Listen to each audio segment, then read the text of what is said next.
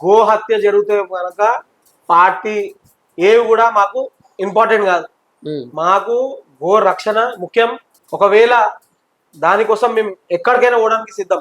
ఏదో మేము ఫేమస్ కావాలనో ఏదో చేయాలనో కాదు, మాకు అటువంటి ఆలోచన లేదు. కానీ తప్పకుండా ఈ గో సంరక్షణ చేయడానికి మాత్రం తప్పకుండా మా యొక్క ఒక హిందువుగా తప్పకుండా నేను 7 వరకు అంటే అడగకుండా సిద్ధం. గో సంరక్షణ అంటున్నారు కదా, చాలా పెద్ద మాట మాట్లాడారు. గో సంరక్షణ కోసం మీరు ఏ రకమైన కార్యాచరణ తీసుకున్నారు? ఇప్పుడు నేను ఒక హిందూ ఏమంటారంటే, చాలా మందిని విలేజ్లోకి వెళ్ళి అడిగినప్పుడైతే వాళ్ళు అది దానికి కాలు ఎరిగింది, అది మా పనికి రాదు, ఇక కోతలో పంపేయటమే, ఇంకా అది మాకు పని చేయదు, పని చేయనప్పుడు మేమేం చేయాలి, దాన్ని అమ్మేయటం అని చెప్పేసి. అసలు వాస్తవానికి ఆవుల్ని అమ్మేదే హిందువులు. నా ఊర్లో రా, నేను చూపిస్తా, ఆవులు అమ్మేదే హిందువులు. మరి ఇట్లాంటి వాళ్ళకి ఏం చెప్తారు? గో సంరక్షణ అని చెప్పేసి అంటున్నారు కదా, గో సంరక్షణ కోసం మీరు ఎటువంటి కార్యాచరణ చేశారు? ఈ రెండింటికి సమాధానం చెప్తారు. అదే చెప్తున్నా కదయ్యా, ఇప్పుడు గుజరాత్ లో ఉన్న ఎక్కడైతే బీజేపీ పాలిత ప్రాంతాలు ఉన్నాయో అక్కడక్కడ ఫార్మర్స్ కి ఇట్లా ఆవులను అమ్ముద్దని చెప్పేసి వాళ్ళకు ఒక సబ్సిడీ, వాళ్ళకంటూ ఒక సబ్సిడీలు ఇవ్వడం జరుగుతా ఉంది. అదే చెప్తున్నాను కదా, ఈ కాంగ్రెస్ ప్రభుత్వం వేరే ఇతర పార్టీల ప్రభుత్వం ఎక్కడైతుందో అక్కడ మాత్రమే ఇటువంటి ఇంప్లిమెంట్ కావడం లేదు. అదే మేము కోరుకుంటా ఉన్నాము, వేరే వేరే రాష్ట్రాలలో వేరే ప్రభుత్వాలకు కోరుకుంటున్నాము. ఇక్కడ ఉన్నటువంటి కాంగ్రెస్ ప్రభుత్వం కోరుకుంటున్నాము, సబ్సిడీ ఇవ్వండి. కేంద్ర ప్రభుత్వం ఆల్రెడీ కూడా ఇంప్లిమెంట్ చేస్తూ ఉంది ఇటువంటి ఫార్మర్లకి. మరి అంటే గోవులను కాపాడుకోవడానికి కొన్ని స్కీమ్స్ ఇస్తూ ఉంది. కానీ కాపాడుతుంటారా? ఎంతవరకు అవుతుందో అది ఒక వ్యాపారం లెక్క అవుతుంది. గోశాలలు అనే పేరుతో గోశాలల నుంచే ఆడ కోతకు పోతున్నాయి.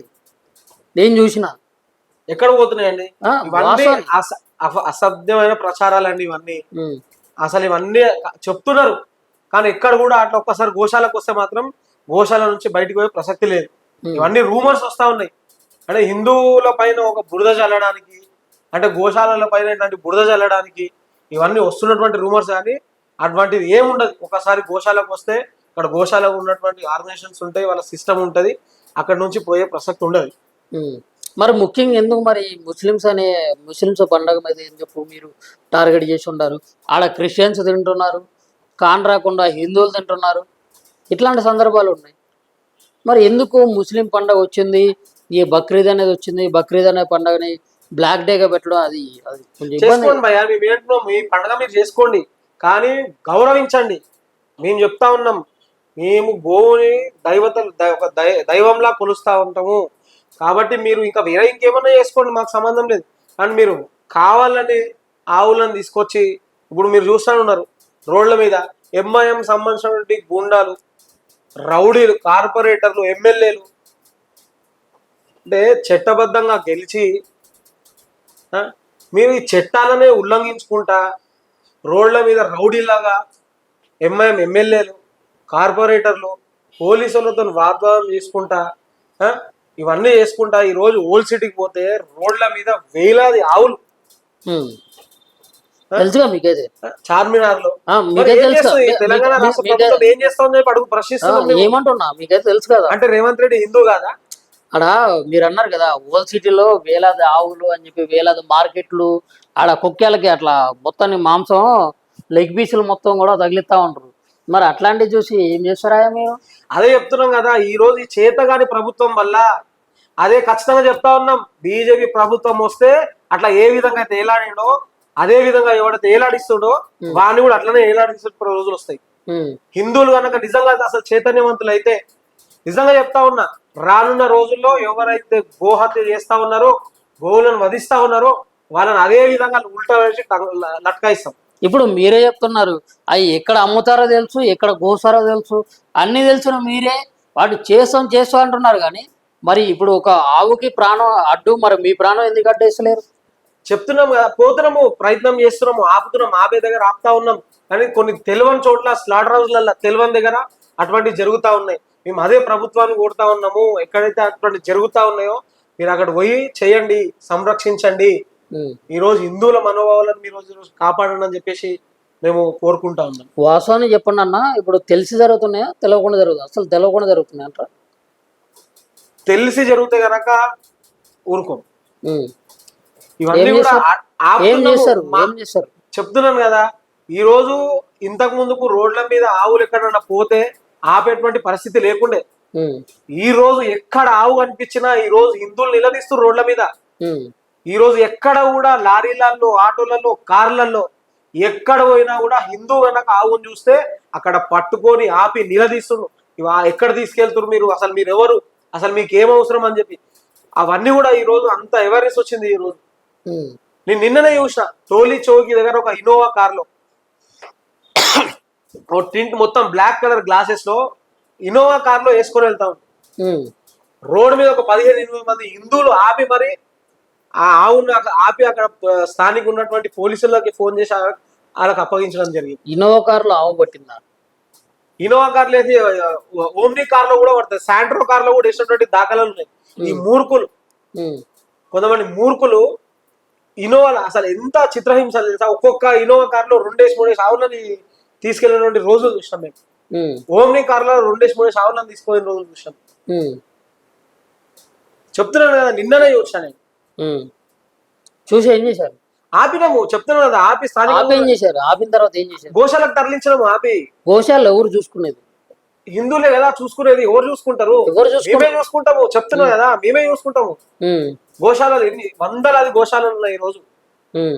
లక్షలాది ఆవులు ఈ రోజు గోశాలలో. ఆవుకి మేత గాని, ఆవుకి ఆరోగ్యం గాని, ఆవుకు సంబంధించినటువంటి ప్రతి ఒక్కటి, అంటే అది ఆ దోమలకు సంబంధించి కానీ, లేకుంటే ఆడ ఊడ్చుడు, ఎత్తేసుడు, ఇంత కథ ఉంటుంది అన్న. మీరు ఏదో గోవును రక్షించాలి, ఈ గో సంరక్షణ అని చెప్పేసి ఏదో ముచ్చడి చెప్తే అవుతుంది అది? భయ్యా, గోవును కాపాడుకోవడానికి మా ప్రాణమని ఇస్తామయ్యా, ఆ, మా ప్రాణమైన సిద్ధంగా ఉన్నాం. గోవుని కాపాడుకోవడానికి మా ప్రాణమైన ఇవ్వడానికి సిద్ధంగా ఉన్నాం. ఉమ్, మీరు అంటా ఉన్నారు ఈ రోజు లక్షలాది మంది తన యొక్క సంపాదించే 100 రూపాయలలో 20 రూపాయలు, 30 రూపాయలు ఈ రోజు గో రక్షణ కోసం కేటాయిస్తా ఉన్నారు. మీకు తెలుసు, ఇప్పుడు ఎంత పెద్ద షాపింగ్ మాల్లో పోయినా కూడా అక్కడ కౌంటర్ పైన ఒక బాక్స్ కనబడుతుంది మీకు, ఉమ్, గో సంరక్షణ కోసం గోవులకి ఏమైనా డొనేట్ చేయాలని చెప్పి.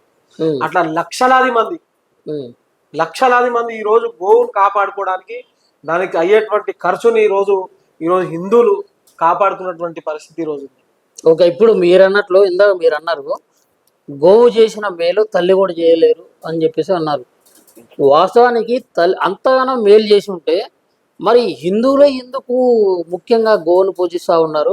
అంతగానో మేలు చేసి ఉంటే మరి సమాజం మొత్తం కూడా, అన్ని సామాజిక వర్గాల వాళ్ళు, అన్ని మతాల వాళ్ళు కూడా ఆవుని అట్లనే పూజించాలి కదా. మరి ఎందుకు పూజ చేయట్లేదు అంటారు? మరి అట్లాంటి ఆలోచన విధానం, అంటే అవగాహన కల్పించే విధంగా మరి మీరు గో సంరక్షకులు అనేటోళ్ళు ఎందుకు ప్రయత్నం చేయట్లేదు?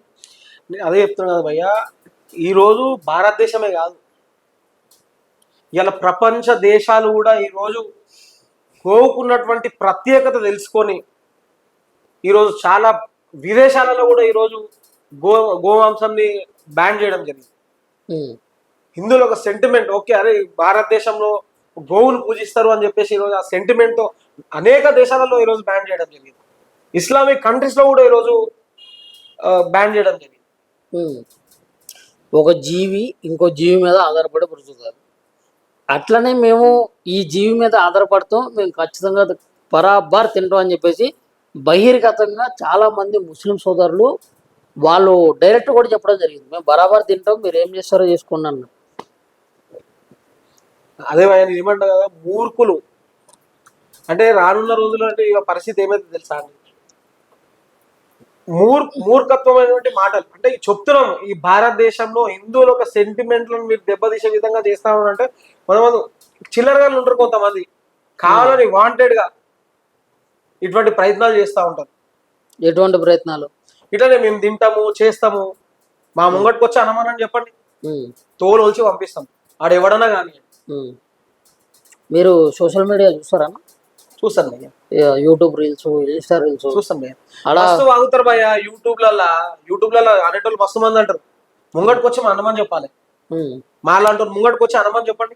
ఒక ఆవు 2000, 3000, ఇది ఇంత మాంసం వస్తుంది, ఇది ఇంత మాంసం వస్తుంది అని చెప్పేసి కూడా వాళ్ళు డైరెక్ట్ గా మాట్లాడడం జరిగింది. అదే భయ్య, అట్లాంటి సందర్భాల్లో ఈ గో సంరక్షకులు, కట్టర్ హిందూ అనేటోళ్ళు, బీజేపీ నాయకులు అనేటోళ్ళు, ఈ హిందూ ధర్మం మీద రాజకీయాలు చేసేటోళ్ళు ఎడిపోయారని అడుగుతున్నారు.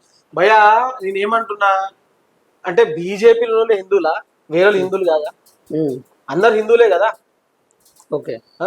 ఈరోజు బీజేపీకి సంబంధం లేకుండా, ఈరోజు బీజేపీకి సంబంధం లేకుండా అనేక మంది యువకులు ఈరోజు రోడ్లపైకి వచ్చి ఈరోజు గోరక్షణ చేస్తారు. మీరు ఎందుకు బీజేపీకి రుద్దుతా ఉన్నారు? బీజేపీకి సంబంధం లేనటువంటి యువకులు ఈరోజు చెప్తున్నారు. మీకు ఇంతకు అదే చెప్పిన, రోడ్ మీద ఎక్కడ ఆవు కనిపిస్తే అక్కడ హిందువులు నిలదీస్తా ఉన్నారు బీజేపీకి సంబంధం లేనటువంటి వాళ్ళు. అంటే ప్రతిసారి బీజేపీకి ఎందుకంత మీరు అంటగట్టాల్సి ఎందుకు అంటగడుతున్నారు? అంటే ముఖ్యంగా ఇప్పుడు మత రాజకీయాలు చేసేది ఎవరు అంటే, ఎవరైనా పండు మూసళ్ళు అడిగినా, చెంటి పొరగారిని అడిగినా కానీ ఈ బీజేపీ సంబంధించినటువంటి ఎవరైతే బీజేపీ జెండా కప్పుకున్నటువంటి వ్యక్తులు ఎవరైతే ఉన్నారో వాళ్ళు మాత్రమే మత రాజకీయాలు చేస్తారు అని చెప్పేసి మళ్ళీ ఆ మచ్చ పడిపోయింది. అది అంటే అది బీజేపీ నాయకులు చేశారా లేకుంటే వేరే ఎవరు చేశారా అనేది ఇంపార్టెంట్ కాదు, ఓ మచ్చ అయితే పడిపోయింది.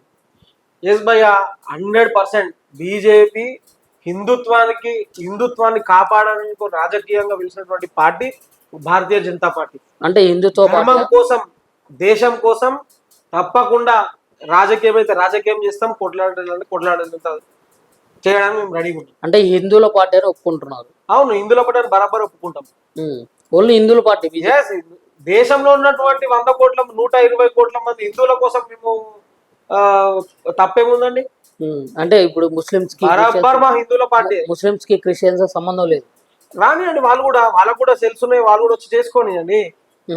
కానీ ప్రత్యేకంగా భారతీయ జనతా పార్టీ అనేది దేశం కోసం, ధర్మం కోసం వచ్చినటువంటి పార్టీ. ఇప్పుడు అదే విధంగా నిన్న ఈ ప్రవీణ్ పగడాల అని చెప్పేసి ఒక బైబిల్ బోధకుడు మరణించిన తర్వాత హిందువులు సపరేటు, ఇటు క్రిస్టియన్స్ అండ్ ముస్లిమ్స్ ఏకమయ్యి హిందువుల మీద దాడి చేసే ప్రయత్నాలు కూడా జరుగుతాయి అని చెప్పి నేను అనలేను, జరుగుతాయి అని చెప్పేసి కూడా మాట్లాడుతూ ఉన్నారు. మరి దాని గురించి ఏం చెప్తారు?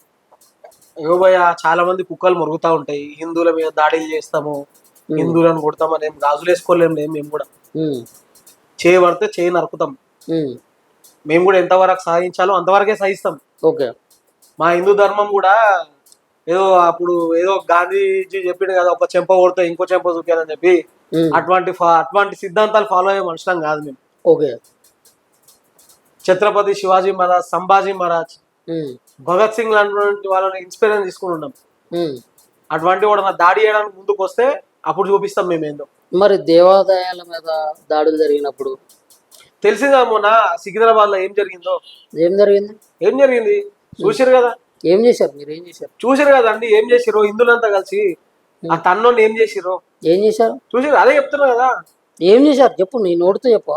ఇప్పుడు కూడా హాస్పిటల్లో ఉన్నాడు వాడు మెంటల్ అని చెప్పి హాస్పిటల్ వేసారు. అదే చెప్తున్నా కదా, ఈ చేతగాని ప్రభుత్వం వల్ల ఇవన్నీ జరుగుతా ఉన్నాయి. మతి స్థిమితం లేదని చెప్పి హాస్పిటల్ వేసారు. అట్లనే చెప్తారండి, ప్రతి దగ్గర అట్లా ఇబ్బందులు జరిగినా కూడా మతి స్థిమితం లేదని చెప్తా ఉన్నది ప్రభుత్వం. అప్పుడు ఉన్నటువంటి టిఆర్ఎస్ ప్రభుత్వం అట్లనే చెప్పింది. మరి కాంగ్రెస్ ప్రభుత్వం వచ్చినప్పటి నుంచి అన్ని దేవాలయం మీరు చూసుకున్నట్టయితే ఒక 1 year లోపల దగ్గర 10-15 దేవాలయాల మీద దాడులు జరిగింది. ఏమనంటే వాడు మెంటలోడు, మతి స్థిమితం లేదు అన్నటువంటి మాటలు చెప్తా ఉంటాం. అదే బీజేపీ ప్రభుత్వం ఉంటే చెప్తాం, అప్పుడు ఏం చేస్తాం అనేది ఒక ప్లానింగ్ అనేది ఉంటుంది. చెప్పరు భయ్య, ప్లానింగ్ చెప్తారా భయ్య? చెప్పరు, చేసి చూపిస్తాం.